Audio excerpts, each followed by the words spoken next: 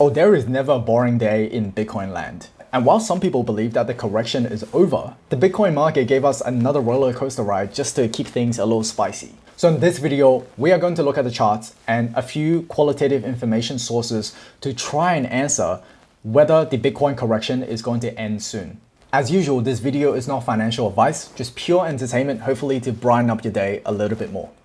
So before we look at the charts, I want to define the kind of investor that I am and my risk appetite so that you can understand my perspective. Besides Bitcoin and Ethereum, I am not interested in the other projects at the moment. And my core thesis around Bitcoin is to protect myself against the huge amount of money printing done in the US and also in Australia. But because of the huge up and down swings of Bitcoin, I have only allocated 1% of my portfolio around September or October last year. Okay, now let's look at the charts. So the first thing I want to draw your attention to is the cohort of investors who invested during around that $40,000 mark to around $66,000 mark.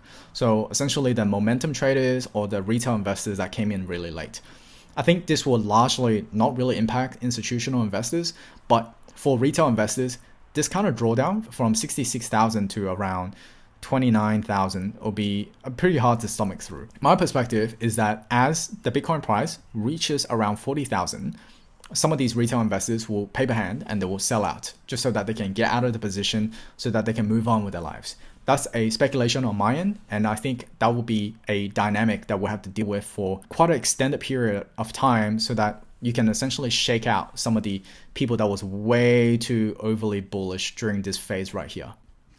Now, when it comes to the bad news, there are quite a bit out there. And I think these two cover the key contributing factors to the market correction. One of the stronger contributors is China's pressure on Bitcoin miners. Now, China's pressure on Bitcoin is not new. They've been doing that since 2013. In 2017 and 2019, they have essentially banned crypto exchanges and ICOs.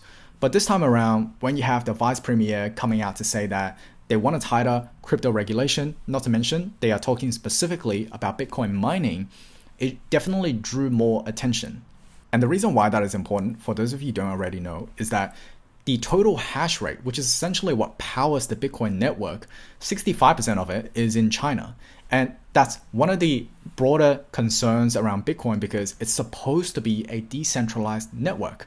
But it seems a little centralized because a lot of what powers the Bitcoin network is in China. And on top of that centralization problem, the energy consumed in China is assumed to be just purely dirty fossil fuels. That is not all true because Bitcoin miners in China, some of them are using renewable energy like hydro. I'll talk about why I think that even though China is having a stronger pressure on Bitcoin miners, that's a downward pressure in the short term, but a great thing, a plus in the medium to long term. More on that in just a second. Let me get through the rest of the bad stuff. When it comes to more regulation, which is another contributing factor, is that, as many of you know, the recent Colonial Pipeline hacker was allegedly paid using Bitcoin. And that only fuels the narrative of Bitcoin being used for illegitimate reasons. Again, I will expand on the point that more regulation, yes, it could potentially have a downward pressure on prices in the short term, but I think in the medium to long term, it's a great thing. Let me expand on that later. So these are what I think is the major contributing factors to the market correction ongoingly. And there is one more that I think probably more on the speculation end. And I think that Tesla's decision on Bitcoin ultimately will sway the price movements in the short term. Because yes, even though we know that Elon have mentioned that they have not sold any more Bitcoin since the last transaction, but we know that their earnings call is coming up soon, and whether they decide to hold on to the Bitcoins or sell it, it will change the sentiment, at least in the short term. And we think that it's just people that are herds. No, companies are also like herds. Some big companies just don't want to try any new things until someone else has tried it. Tesla's decision on Bitcoin will ultimately sway some of the opinions of the bigger companies.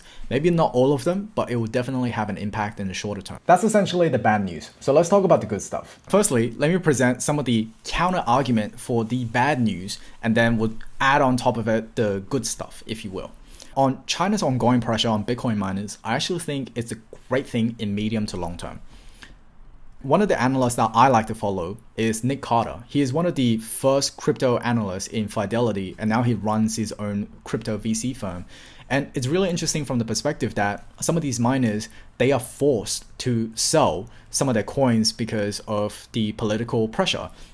But the good thing about that is that it's redistributing the hash power across the world.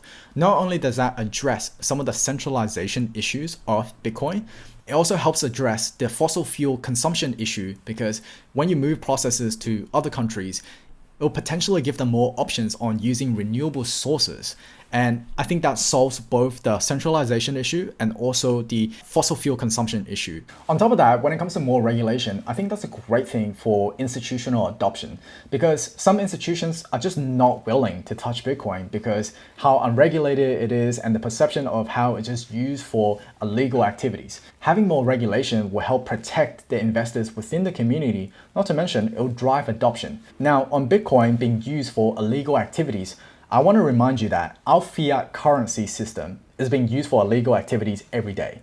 So if we're going to talk about Bitcoin being used for illegal activities, we might as well talk about our banks facilitating illegal transactions. For example, HSBC facilitating money laundering activities got fined $880 million.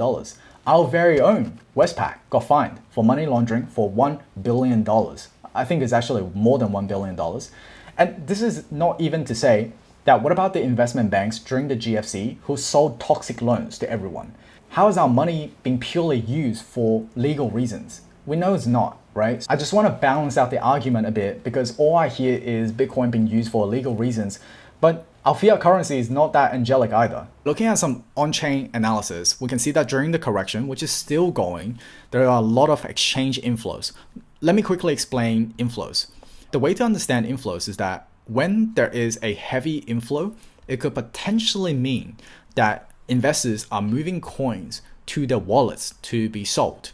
And that's indicating a selling pressure. It's a possibility, right? On the other hand, when there's an outflow from exchanges, it's indicating a hodl position, because potentially investors are moving the coins to their wallets, indicating a buying pressure.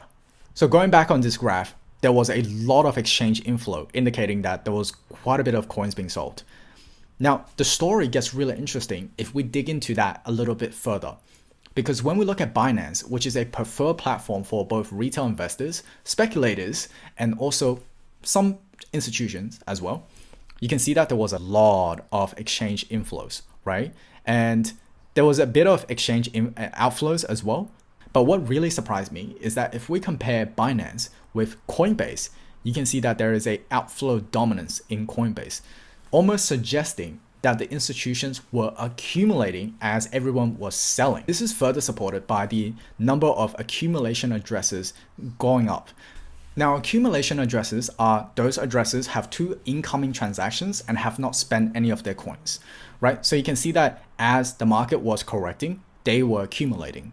And I think a more interesting thought I want to leave here is that if you look at this period right here of accumulation addresses, this is the period when the US agreed to a lot of stimulus, and rightfully because we were going through a pandemic. After that period, things were starting to go back to normal. But as we entered into the new years, it turns out that the US were going to create even more stimulus, both in infrastructure and also in stimulus checks.